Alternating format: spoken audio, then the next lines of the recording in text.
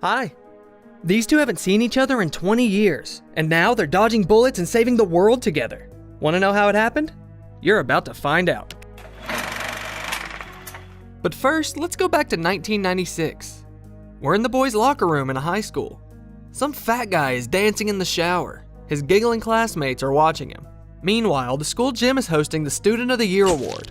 Local popular kid Calvin Joyner, better known as the Golden Jet, is invited to get the award. As he addresses the crowd, he begins his motivational speech.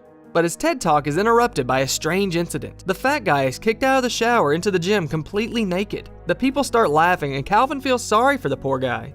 He gives him his varsity jacket and helps him cover up. Transition to our days. Calvin is no longer everyone's favorite guy. He works in an office, watches with envy how his colleagues get promoted, puts up with the stupid jokes of his open space colleague. He married his high school sweetheart, Maggie. During dinner with his wife, Calvin says that he doesn't want to go to the college reunion planned in a few days. Maggie's unhappy about this. She took her time preparing for this and chose a beautiful dress. Her husband confesses to her that he isn't ready for the questions about his job. After all, everyone expected him to at least get a position of a governor, whereas he became a simple accountant. I had no idea that your life with me was such a soundless, crashing disappointment. The next day, Calvin scrolls through his social feed. Suddenly he notices that same Bob Stone sent him a friend request. Calvin has no idea who that is, but accepts the request. Bob promptly invites him over for a beer. Calvin asks him how they know each other, and he realizes that this is the outcast from high school. He's speechless. Calvin immediately agrees to meet him. Hey. Calvin simply can't believe this big guy in front of him is the same Robbie that used to be a laughingstock of the entire high school. The guys sit down to have a beer, chat and have some fun. After a while, Bob goes to the bar and gets a few more beers, and the dude on the left tries to take his chair.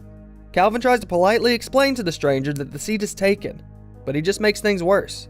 Bob returns and quickly gets things sorted out.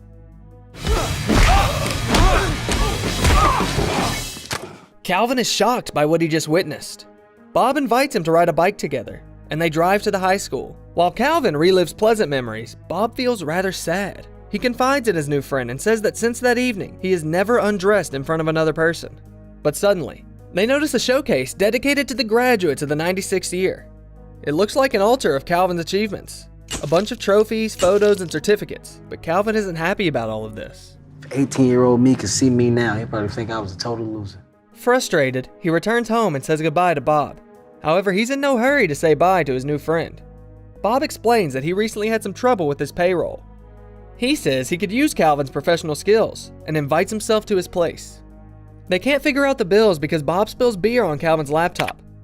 He asks if he could stay for the night, and indeed stays, sleeping on the couch. In the morning, Calvin comes downstairs to the kitchen and hears a knock on the door. The woman at the door introduces herself as a CIA agent. Have you had any contact with this man? Calvin immediately betrays Bob, but the big guy is already gone. Officer Harris tells Calvin that Bob is wanted for murder and treason. Calvin begins to realize that things are getting pretty intense and relinquishes his friendship with Bob. However, the fugitive indicated him as the only contact in case of an emergency. Officer Harris informs Calvin that he'll have to act as bait from now on and follows him to the office. Once in the office, Calvin immediately hears the phone ringing. That's Bob calling. He says he's in trouble and asks to urgently meet him on the stairs in the office. The CIA team runs to the designated location, but Bob outsmarts them. Calvin demands to know what's going on here, but Bob doesn't say anything. He hands his friend a gun and for some reason sets fire to a tie hanging from the ceiling. Calvin then runs out of the office and screams. There's an intense shootout, but Bob incapacitates almost all of his pursuers. Bob and Calvin almost escape the law enforcement officers, but at the elevators, they're stopped by a CIA team. Bob buys some time with polite conversation, and then... My time is up. In 3, 2, 1. The office is in total chaos, and Bob takes this opportunity to escape. The big guy shoots through the panoramic window, jumps down with Calvin, and lands on top of an inflatable gorilla. In the car, Bob finally explains to his friend what's going on. According to him, 3 weeks ago, a criminal known as the Black Badger stole the keys to the American spyware and is now going to sell them to the highest bidder at the auction.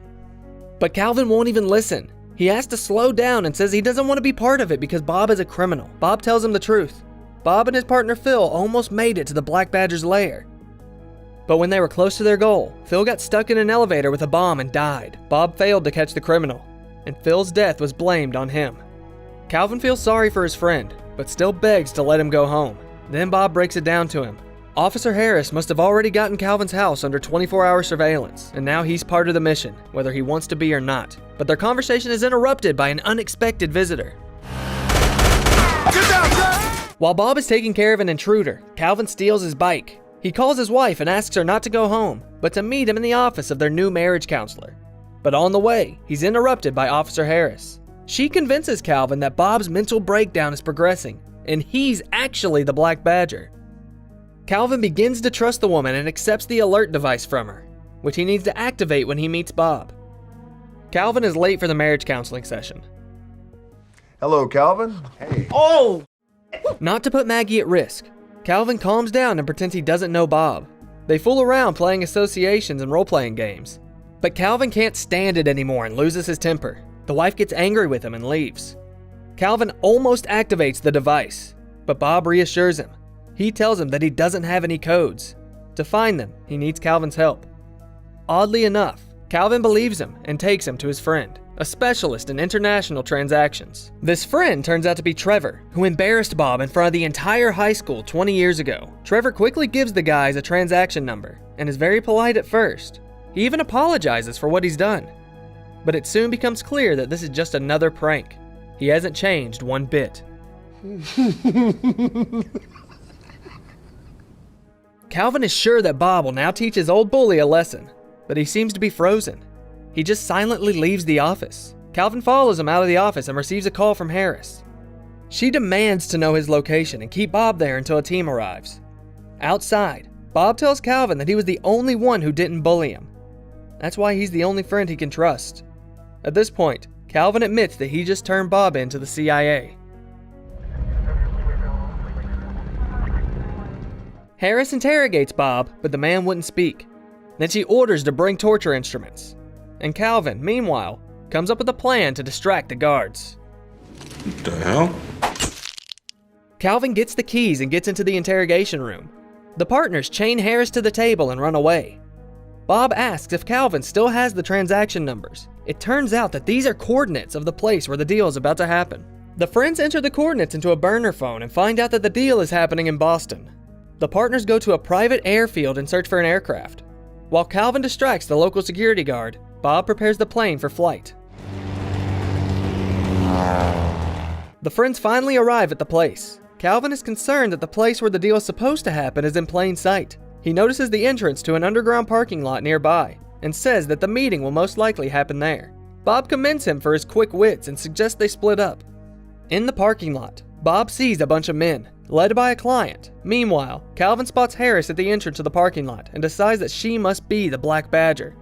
He tries to call Bob, but he doesn't pick up the phone. Calvin runs to the parking lot to warn his friend. But after shooting his partner, Bob takes out a flash drive from his pocket. Suddenly, Phil comes out from behind a pillar. The supposedly dead man declares that he is the Black Badger, and he has the codes.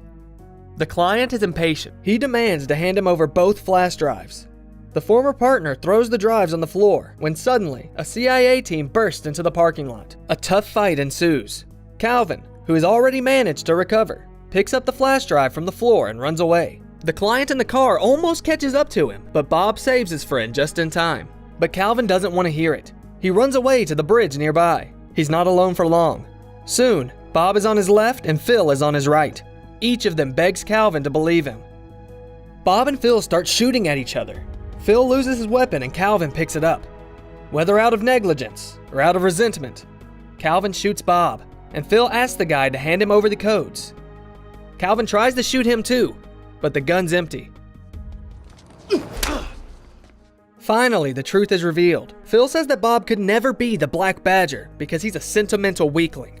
Unlike Phil, who's a smart guy. He faked his death and fooled everyone. On the verge of death, Calvin decides to pull off his signature move.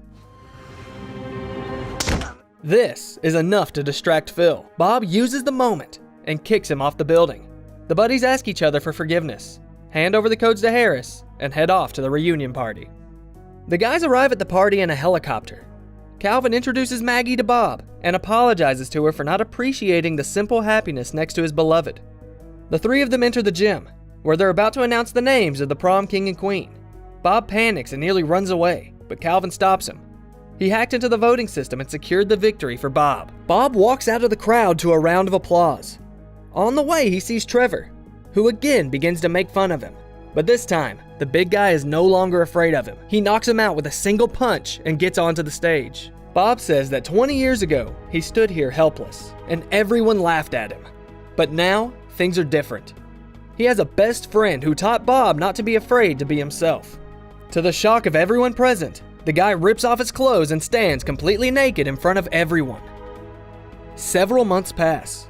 Bob waits for Calvin outside while he says goodbye to his pregnant wife. He came to give his friend a memento from the past and support him before his first day at work for the CIA.